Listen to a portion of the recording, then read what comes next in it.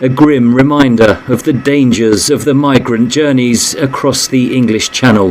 5 people died, including a young child, when an overloaded inflatable dinghy carrying migrants got into difficulties off the French coast Tuesday morning. French authorities say 112 people were on board. Despite this complex and delicate situation, 57 people who were still in the inflatable boat remained on board. Not willing to be rescued, they managed to restart the engine and decided to continue their sea route towards Britain.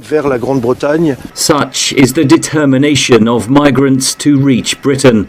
Over 6,300 people have made the journey in small boats so far this year.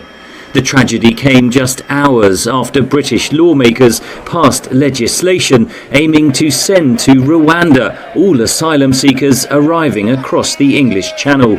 Migrants would be processed in Rwanda and have no right to return to Britain, even those granted refugee status. The legislation effectively orders the courts to ignore existing British laws or international treaties that could block the deportations. It's not yet clear if further legal challenges could delay the flights. British Prime Minister Rishi Sunak said the prospect of being sent thousands of kilometres away to Rwanda will deter migrants from making the journey to Britain. The first flight will leave in 10 to 12 weeks. Now, of course, that is later than we wanted, but we have always been clear that processing will take time. The government argues the policy is moral, as it aims to end the dangerous journeys operated by people smugglers. But the United Nations called for Britain to rethink the legislation. By shifting the responsibility for refugees, reducing the UK court's ability to scrutinise removal decisions, restricting access to legal remedies in the UK, and limiting the scope of domestic and international human rights protections for a specific group of people, this new legislation seriously hinders the rule of law in the UK, and it sets a perilous precedent globally.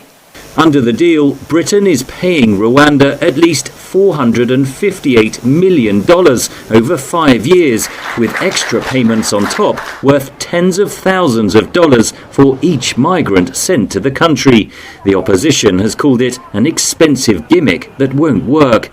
The passing of the legislation after years of delay is a political victory for Prime Minister Rishi Sunak.